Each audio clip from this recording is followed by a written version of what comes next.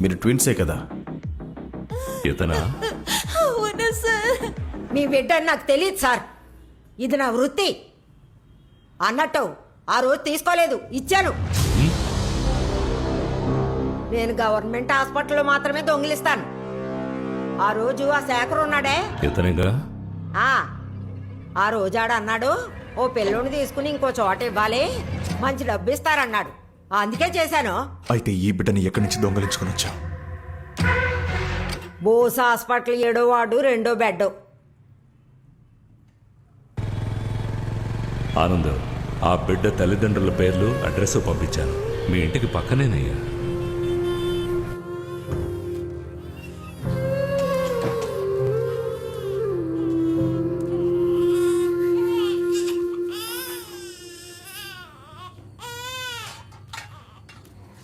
రండి అల్లుడు గారు.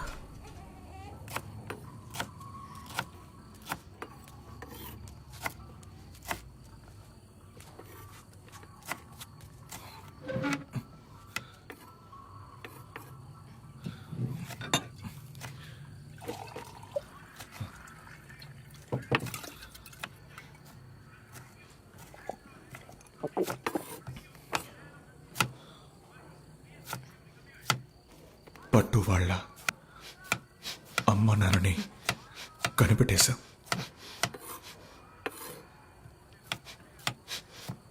పట్టుని వాళ్ళకి చేయాలి.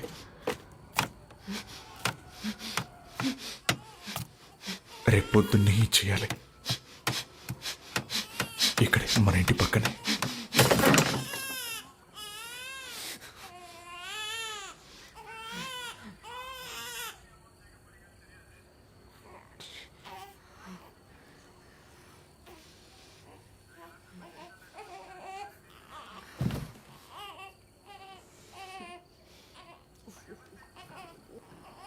రేపు పొద్దున్నే చేయాలి. ఇందాక చెప్పారు కదా, మళ్ళీ మళ్ళీ అదే మాట ఎందుకు చెప్తున్నారు?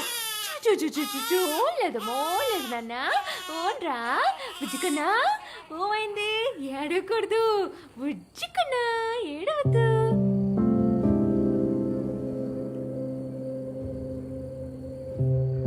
వీటిని నేను ఉంచి కొంచెం ప్యాక్ చేయాలా? బాబుని ఇచ్చేశారు. సరే అండి. బాబుని తీసుకెళ్ళి ఇచ్చేశారంట. వాళ్ళేదో హౌసింగ్ బోర్డులో ఉన్నారన్నారు.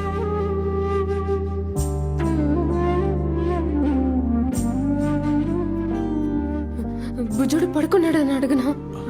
పడుకునే టైం ఇది. వాళ్ళ నంబర్ ఉందా నీ దగ్గర? వద్దు, వాళ్ళు చూసుకుంటారు. వాళ్ళు చూసుకుంటారు. వాళ్ళు పేదవాళ్ళ ఉన్నారు. బాబుని చూసుకోగలరా? డబ్బు ఉందో లేదో మన వాళ్ళకి హెల్ప్ చేద్దామా? వద్దు, కన్నబిడ్డ కదా, మనకంటే బాగా చూసుకుంటారు వాళ్ళు. తప్పిపోయి దొరికారు కదా, ఇంకా బాగా చూసుకుంటారు. మనం వాళ్ళ ఇంటికి వెళ్ళి బుజ్జుడిని తిరిగి తెచ్చుకుందాం. తప్పు. ఎవరి బిడ్డ వాళ్ళ ఇంట్లోనే పెరగాలి, అదే కరెక్ట్. ఆనంద్ బాబుకి పొద్దు నుంచి పొజ్జులో బాలేదు, ఏడుస్తూ ఉన్నాడు. వాళ్ళకి చెప్పడం మర్చిపోయాను. వెళ్ళి చెప్పొద్దామా? ఎందుకు ఏడుస్తున్నాడో తెలియదు కదా. వద్దు, పదే వాళ్ళు విసిగించు. వాళ్ళ బిడ్డను వాళ్ళు చూసుకోరా అంటే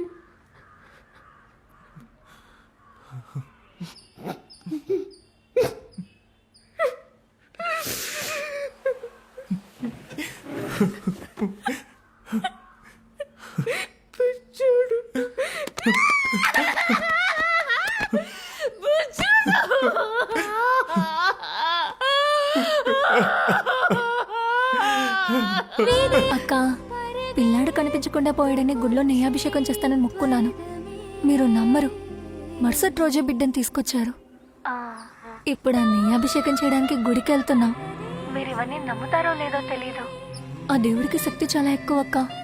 మీరు మాతో రావచ్చు కదా. మీరు మొక్కుకోండి, మీ పిల్లాడు కూడా దొరుకుతాడు.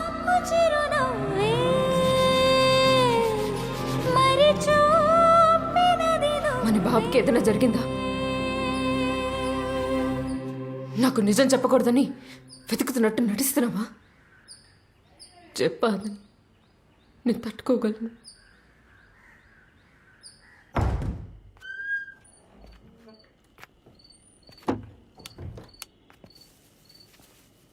ప్రతి మనిషి పరువు అని కష్టపడతాడు. కానీ పరువు ముఖ్యమా ఆకలి ముఖ్యమా అని అడిగితే చివరికి ఆకలే ముఖ్యం అంటాడు. నిన్న నీ పెళ్ళాం నువ్వు కనిపించడం లేదని లోకల్ స్టేషన్లో కంప్లైంట్ ఇచ్చింది.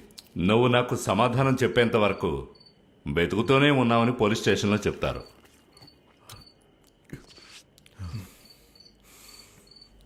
నీ భార్యకి పిల్లలకి ఇంతవరకు ఏమీ తెలీదు. నువ్వు నీ సమస్యని బయటకు వచ్చి ఫేస్ చేసుకో. మేము ఇన్వాల్వ్ అవ్వం. ఆ అమ్మాయిల్ని కూడా వదిలేస్తాం. వాళ్ళు ఊరికెళ్ళి హ్యాపీగా ఉంటారు. ఏమంటావు?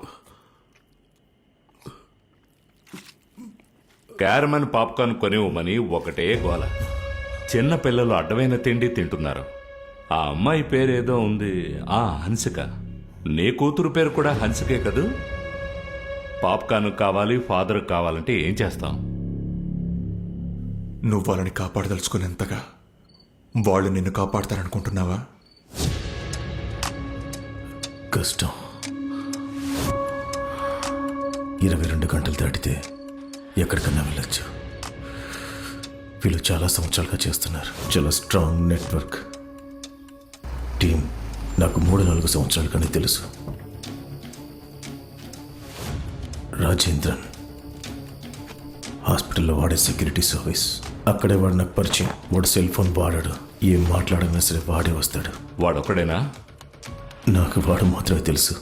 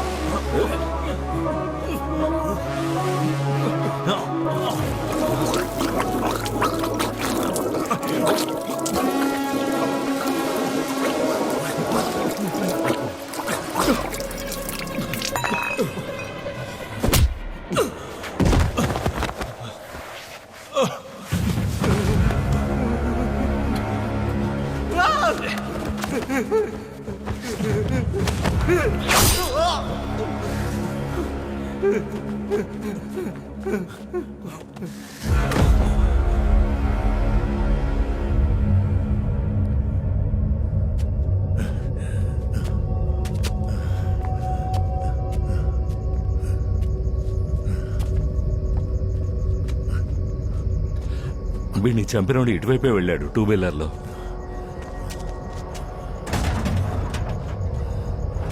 రాజేంద్ర, నాకు వాడు మాత్రమే తెలుసు. నాకు వాడు మాత్రమే తెలుసు.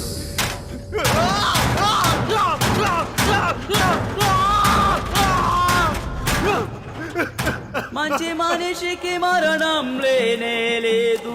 జ్ఞాపకాలన్నీ చిరకాలం నిలిచుంటాయి. నీకు మరణం లేదు పోవయ్యా, మా మదిలో నిలిచిపోయావు.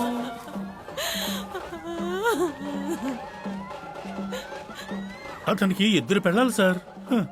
ఈవిడ మొదటి పెళ్ళాం, ఆవిడ పిల్లలు. ఈవిడ రెండో పెళ్ళాం, ఆవిడ పిల్లలు. ఆ 2 కుటుంబాల వాడికి అసలు పడదు సార్. సస్పెక్ట్స్ గానీ శత్రువులు గానీ ఎవరైనా ఉన్నారా? ఎవరికీ తెలియలేదు సార్. ఒకడు నార్త్ నుంచి వచ్చాడంటున్నాడు, ఇంకొకటి కాదంటున్నాడు. మనిషి వారానికి 3 రోజులు గుడి గోపురం అంటూ తిరుగుతూ ఉన్నాడు. ముసల్ది శేఖర్ తప్ప ఎవరు తెలియదని చెప్తోంది. శేఖర్ మూర్తి తప్ప ఇంకెవరు తెలియదంటున్నాడు. మూర్తి చెప్పిన రాజేంద్రని ఇక్కడ చచ్చబడున్నాడు. భయంగా ఉంది సార్. రాజేంద్రని ఎందుకు చంపాలి సార్? ఎవరో ఫాలో అవుతున్నాడు సార్. గజాన్ని అడుగుదామా సార్? అది వర్కౌట్ కాదయ్యా.